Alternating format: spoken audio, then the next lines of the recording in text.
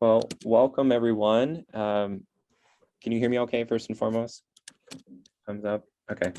My name is Alex Nicholson-Wesa. I am the program manager on our food waste team here at World Wildlife Fund in the US. And I'm honored to be hosting this discussion today on zero food waste. I help lead our policy work and was part of a coalition earlier this year that really developed the US Food Loss and Waste Policy Action Plan, which has since become the Zero Food Waste Act, which we're hopeful is going to be included in the pending Build Back Better bill. It's still there, or the reconciliation package. And its aim is to give municipalities, Native nations, states funding to help build out food waste prevention, measurement, recycling infrastructure, and keep food out of the trash. And then just as a framing, I will say many of us know roughly 35% of all food we produce goes uneaten or unsold here in the US at a time when roughly 1 in 6 children don't know where the next meal is coming from. And food is the #1 input into landfills by volume, where it emits methane. And in total, food loss and waste actually counts for more greenhouse gas emissions than the entire US airline industry. So while governments, food companies, retailers have committed to doing their part to reduce food loss and waste by 50% by 2030, in line with UN SDG 12.3, we're nowhere near meeting that target and have only a short few years left to go. So to that end, we're excited to host 2 excellent speakers to share their experience with data-driven solutions to reduce food waste, both across the supply chain and at the community level. So we have Angela Vessa, who serves as Re-Fed's Senior Manager of Capital, Innovation, and Engagement, who's been working to catalyze the adoption of top food waste solutions. She's worked in the education field, teaching underserved communities. She's worked in the restaurant space at several Michelin star restaurants. And so she brings a very deep firsthand experience into food waste and how it affects food insecurity in so many communities.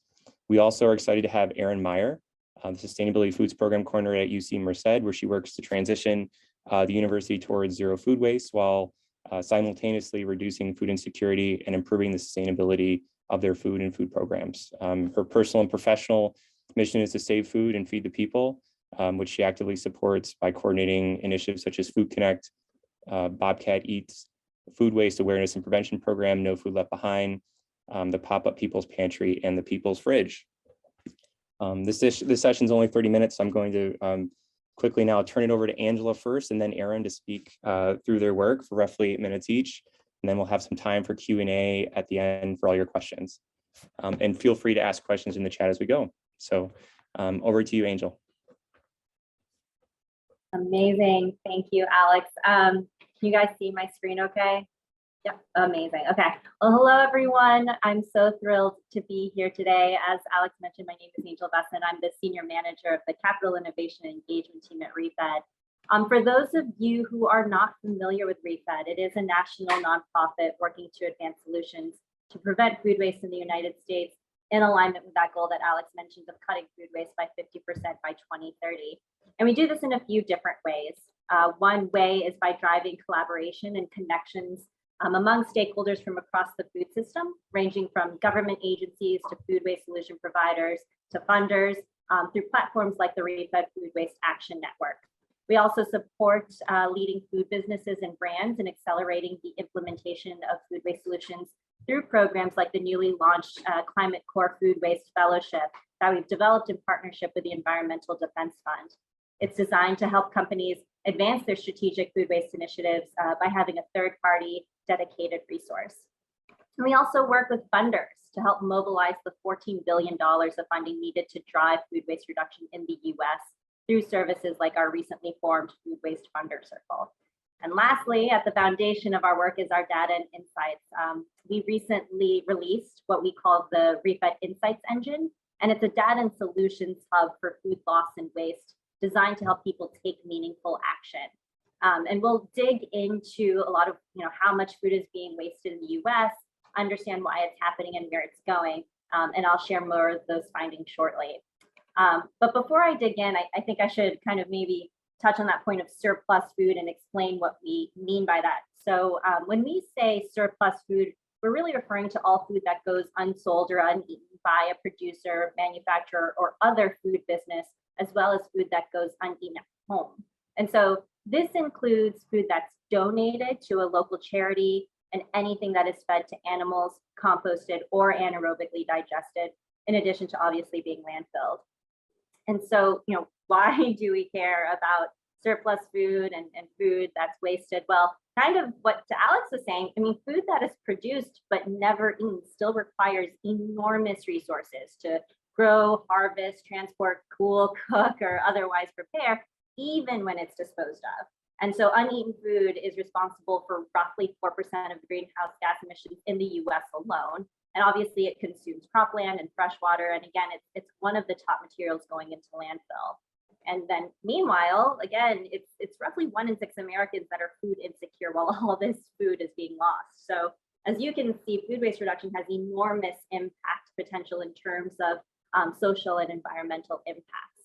But now let's dive into what our latest data is showing us. So roughly 35% of all the food that was produced went unsold or uneaten in 2019. And of course, when we waste food, we're essentially wasting money. So all of that food that went unsold or uneaten cost the country roughly $408 billion. It's nearly 2% of the US GDP. And we're also seeing that there's a larger amount of edible produce being left on farms than we had anticipated. And so this really indicates an opportunity to create new markets for surplus produce and expand buyer specifications. Additionally, most food waste continues to occur at the residential level, illustrating a critical need for consumer behavior change. And finally, we really find that prevention solutions have the greatest impact in terms of addressing food loss and waste as measured by greenhouse gas emissions reduction. Of course, I'd be remiss if I didn't address how the pandemic has impacted the food waste across the globe. While numbers are not definitive at this point, anecdotal evidence does point to a significant increase in food waste last year. I think the silver lining, though, is that COVID has sped up the adoption of non-traditional food distribution models and has illustrated that our current supply chain is very interconnected globally, and that having a decentralized supply chain with more local food economies could be more sustainable in the long term. Now, to help stakeholders take action now, we've developed what we call the Roadmap to 2030. It's a blueprint that outlines roughly 7 key action areas for stakeholders to focus on across the supply chain over the next 10 years to prevent, rescue, and recycle food that would otherwise be wasted. And because prevention solutions can have a great impact, you'll notice we've really heavily focused in that category of solutions. And there's a lot of momentum happening in that front. So as an example, brands like the Wonderful Company launched its first ever Wonderful Innovation Challenge to address some of the tough sustainability issues that they face as a company. And Palm Payday was its first iteration, and it focuses on a unique problem at Palm Wonderful. So as you can imagine, when you're juicing all of these pomegranates, there's a ton of byproduct. Roughly 50,000 tons of pomegranate husks is generated annually. But those husks are really rich in polyphenols and antioxidants. And historically, the pumice was just sold as cattle feed. But we really believe that there was an opportunity to maximize the value of the pomegranate husks. And that's where the challenge came in. And it really did help us identify sustainable solutions that could take that pumice and turn it into a value-added resource. Others in the space, like funders, specifically the Kroger Co. Zero Hunger Zero Waste Foundation, are also scaling food waste solutions by providing capital. And so it recently held its second open call for its innovation fund with a focus on prevention solutions like imperfect produce lines, upcycled foods, and meal kits that elevate food to its highest use and disrupting the linear supply chain. Another great example is Hellmann's.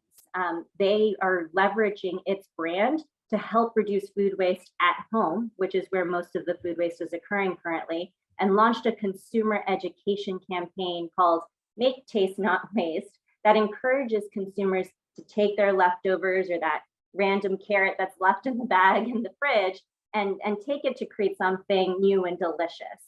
So these are just a few examples of what's happening in the space and some of that great work that's being done.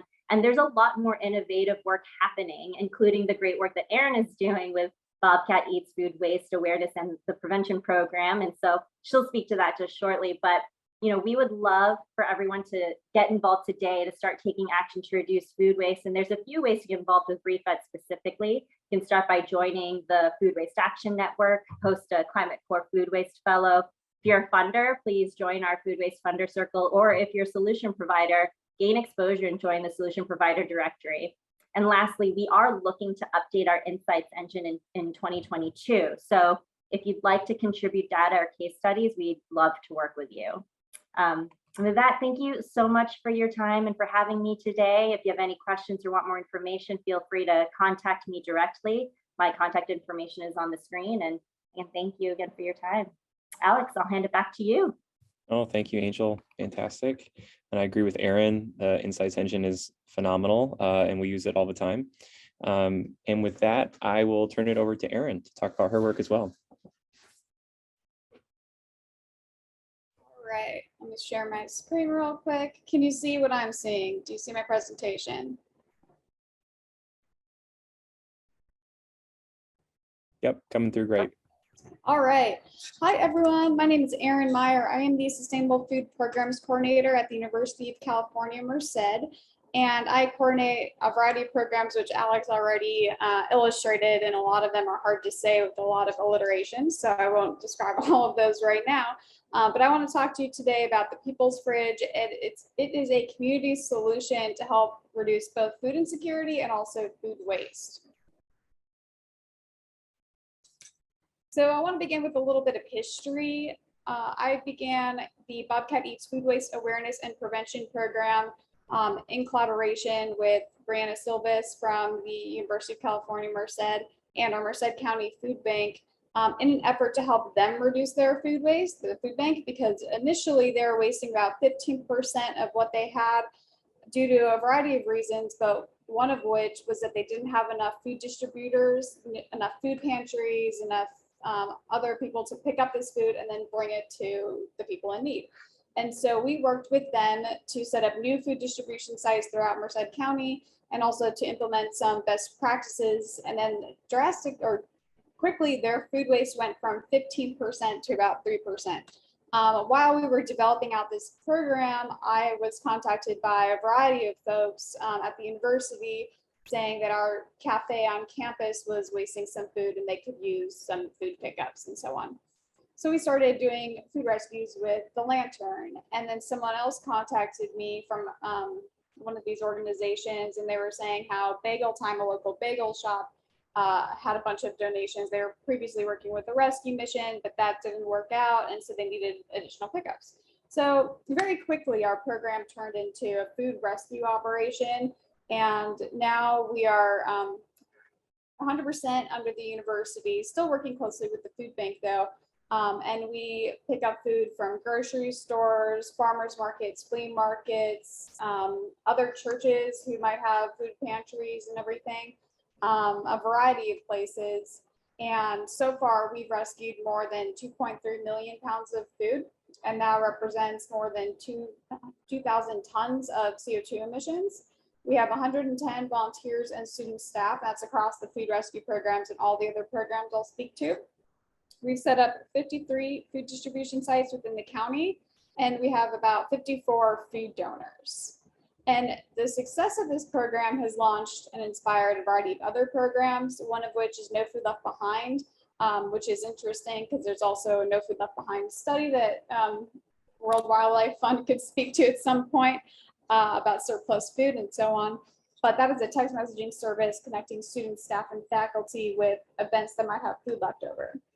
And so one of the things I've been doing with the Bobcat Eats Food Waste Awareness and Prevention Program since I've moved out here in Merced, California, was picking up surplus food from our local farmers markets. Every Saturday they set up, they have surplus food that they don't want to take back to the farm for whatever reason, couldn't sell. So I go and I pick it up and I would take it to this little barber shop over in Bob Hart Square. The reason for that was that I didn't have keys to the food bank. It's on a Saturday. The food bank is closed, but the woman's sister who owns that barber shop, she works at the food bank. So she would come Saturday afternoon, pick up that extra food, and then they distribute it out. But with the pandemic, we knew that that was not going to be a great solution because they weren't considered essential. So the barber shop was going to be closing. And so I needed a place to move this food to. Also with the pandemic, you saw a lot of people doing victory gardens and growing their own food and getting really involved. And I thought to myself, I have a degree in this, like in sustainable food systems, but I don't really know how to garden. Maybe I should try growing something. And there's a community garden about like 2 blocks down the street from me. So I reached out to Steve Russos, who coordinates that property and everything. It's a nonprofit. And I spoke with him and I mentioned, hey, can I throw some seeds in a raised bed, see if I can grow anything? And also I've noticed over here, you have a little lending library. You guys might have seen those little lending libraries in people's front yards and everything with free books. People do that, but also with food sometimes. So they'll have little food pantries. And so I reached out to Steve to see if we could do something similar with this surplus food that I have. Set up a box on Saturdays, write free on it, or maybe put it on a table, make it look nice, and then just invite people to come and pick up surplus food. And we discussed this on a Tuesday, and then on Thursday we met again, and then on Saturday in April 2020, we popped up and we started the pop-up People's Pantry. And so this is a aerial drone view of the pop-up People's Pantry and a little bit of our impact on the right. And it has grown since then. Initially it was just produce, then it grew to produce, dairy, meat, stuff like that, canned goods, and it's thriving and still goes on every Saturday, and it's fantastic. As we were working one day at the pantry, someone voiced the idea of having a fridge, but for the community garden. So we grow obviously produce and everything, and we needed a place to store it. So someone mentioned, why don't we get an extra fridge? But I said, why don't we get a community fridge? I've been wanting to implement a community fridge for years since I moved out here, but just it wasn't the right time. However, with the pandemic, it is the right time. So I started working with Steve and some other stakeholders, including our county. Our county approved us to do this project. We worked with the city. We worked with the local neighbors to make sure it'd be okay to have a random fridge like outside because it might cause more traffic and so on. We worked with some folks to help build this shed, to help paint this shed. It required a lot of stakeholders and a lot of planning. We were also trying to do all of this with the pandemic, but also with the wildfires that were raging in California during the time. So that set us back quite a bit. We officially opened though on September 27th, 2020. So we had our 1-year anniversary pretty recently, and to celebrate that 1-year anniversary, we opened up a third People's Fridge. So just as an aside, this fridge has been so successful that we've opened up 2 more. There is one at Delhi High School, the Delhi People's Fridge, and then there's one in Winton, which is a very underserved area, Winton, California, and it's the Winton Lifeline People's Fridge. So it's a community fridge. People can take food, leave food. We have a food donation drop-off station, and then the regular People's Fridge. It's produce only as per the county for a variety of reasons, and also just like food safety, it's much easier to only give out produce. Also, my community is in need of more produce, as is probably most communities. So we make it a point of pride to only offer produce. Though sometimes people will donate dairy items and so on, and then we just give them out at our food pantry. And so we've had great community feedback, great community engagement. One thing we also pride ourselves on is the EDI aspect. It's ADA accessible. We work to promote, we work on all of our marketing materials to be bilingual, ideally trilingual when we can. We've got a large Hmong community here. And so that's something we really focus on. We also want to make sure that we allow people to keep their dignity, because sometimes there can be a stigma around food insecurity and so on. And so the nice part about our fridge is that it's in such a space, it's at this house up along a driveway. It's relatively hidden, and normally those 2 doors are open. And so you can't really be seen getting food from it, which can be nice because some people feel self-conscious when getting free food, and asking for help and so on. So it's a pretty dignified way to address food insecurity. One of the issues with it not being incredibly visible though is that I get calls like every day saying, wait, where's the fridge? I can't find it. And then they just figured out walking up the driveway and everything. And so that's a point of pride, is our EDI emphasis and dignity emphasis as well. And then those are some of our volunteers. Bottom right, that is Luke. He's fantastic. Bottom left, or top left too. Top right, I'm sorry. And I also wanted to make a point that this is not just a community solution to fighting food waste and food insecurity, because we have a lot of folks that are donating garden produce, or maybe they bought too many potatoes, or maybe they went to another food pantry, they were given a box of food and they don't like, celery. So maybe they donate the celery to us. But one thing about this is that anyone can donate, including local farmers. We have a local farmer named Humble Rice Farm, which is donated. Restaurants can donate. Our local hotel, El Captain Hotel, started donating because they also work with this same local farmer and they have a surplus. Grocery stores can donate. Really anyone and everyone, as long as it's produce.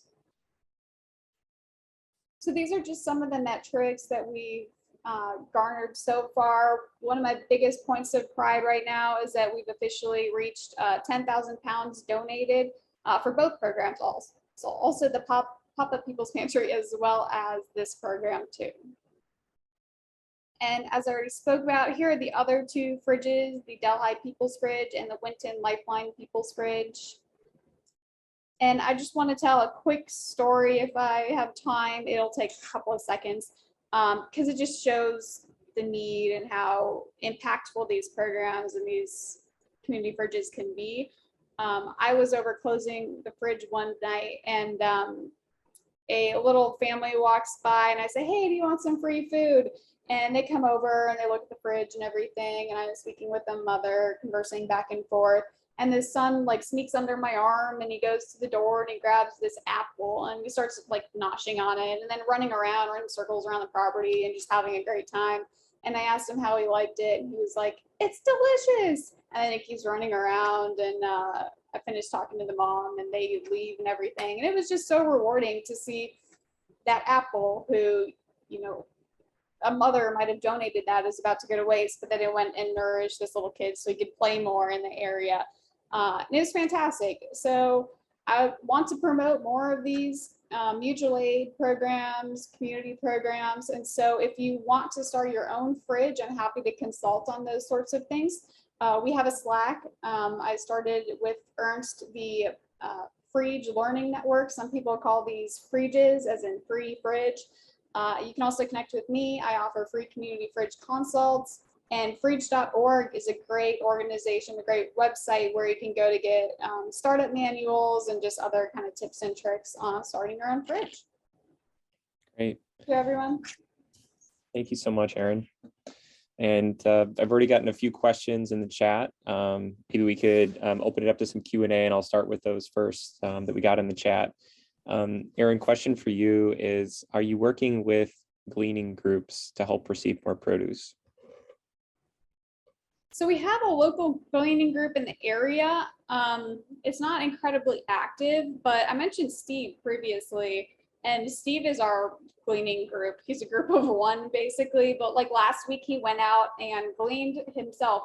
I think it was 54, 64 or so pounds of persimmons. It's persimmon season, so they're just everywhere right now. And so he'll go and do stuff like that. I also mentioned Luke in a previous picture. His mother is Jen, and she goes out and goes gleaning occasionally as well. But we don't really have an active gleaning group at the time.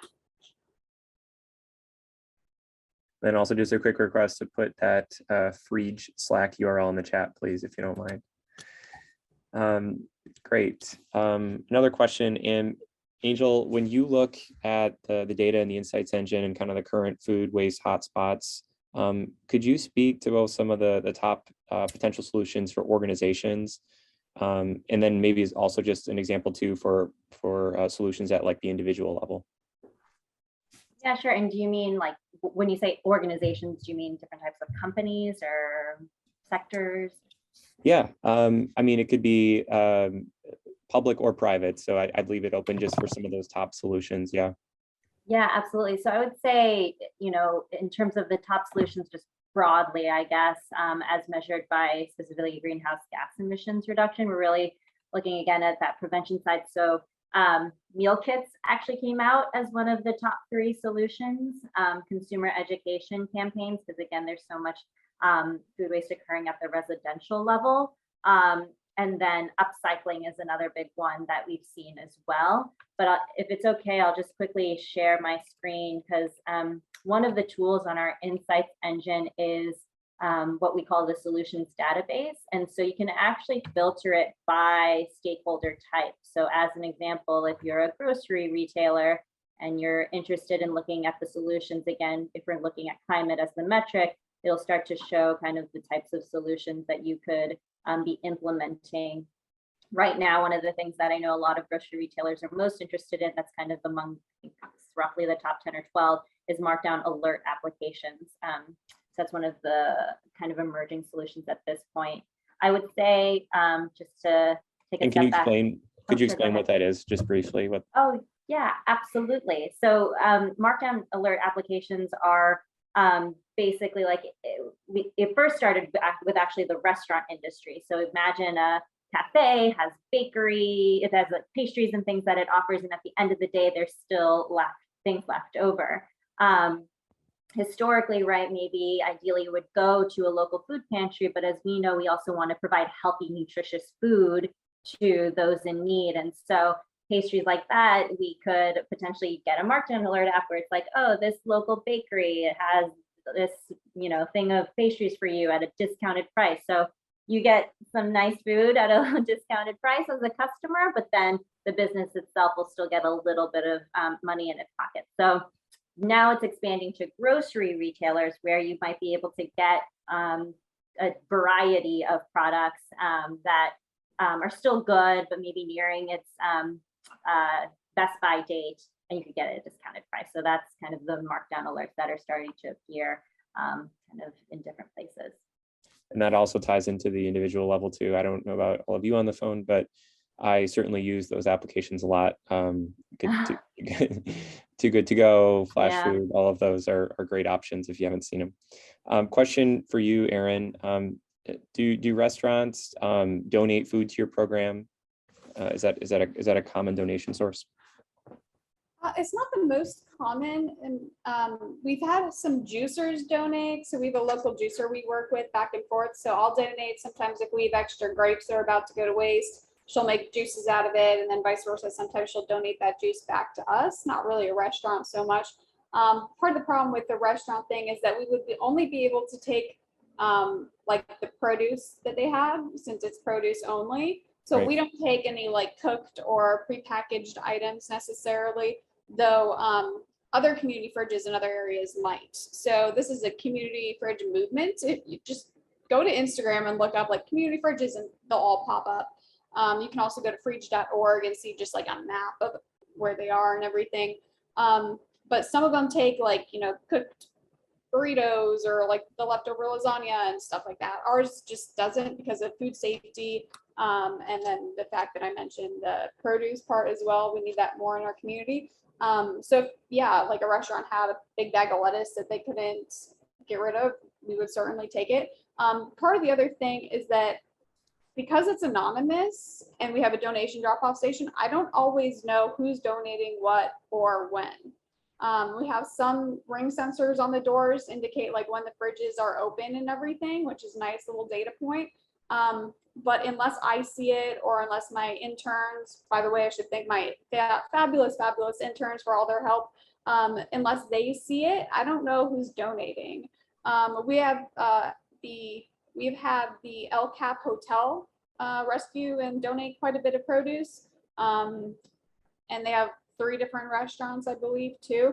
But the majority of it is farms,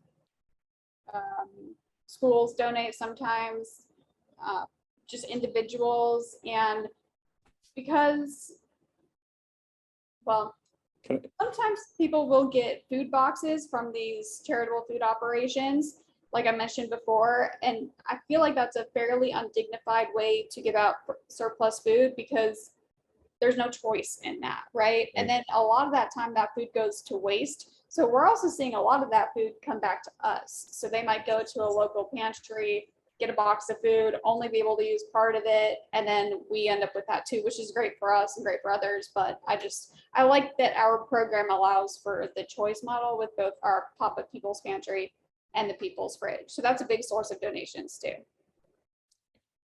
And Angel, anything you might add as far as best practices with donating food from restaurants, given your background, both before Refed and now with Refed? Yeah, I mean, I think there's so many challenges, I would say, with food donation from restaurants, especially on the food safety side. And then if you think about just the independent restaurants, right? They're not making necessarily like always buffet style. It's usually like individual plates that are nicely plated and things. So there's a number of challenges. But I will say though, I think for the restaurants that are able to donate food, I think there is a way to also leverage that almost as a way to start measuring, right, how much food surplus is being generated in your operations. And so also looking at food recovery as a way almost to complement prevention solutions. And then maybe another thing just to call out is there's a lot of interesting types of food recovery models out there nowadays for restaurants. So as an example, there is one in Australia that's coming out, I believe it's called Meal Pass, if I'm not mistaken. But basically what's nice about it is that it empowers the end recipient to go actually get the food directly from the restaurant instead. So it removes all of the logistics of having to pack it, get it to a food agency, and then get it to the end recipient. So it's all mobile, and there's ways to make it like safe to use and things like that. So just sharing. Very interesting. Well, we will call that the final word. I think that we are at time, but I will say that the common thread for me across both of your presentations is that so many innovative things happening to make sure that surplus food, to your point, Angel, is used to feed people first and foremost, whether it's through businesses or it's through food rescue and donation. So thank you both for talking about both of your experiences. Thank you for everyone for attending and for asking so many great questions. I believe the contact information was now put in the chat, but if not, I'll put mine in here too. Feel free to email me if there's anything else that you didn't get to ask that you wanted to, and we can make sure we get it to Angel and Aaron. Thank you, Alex. Yeah, thank you both. And thanks again, everyone, for attending. Thanks, have a great day. All right.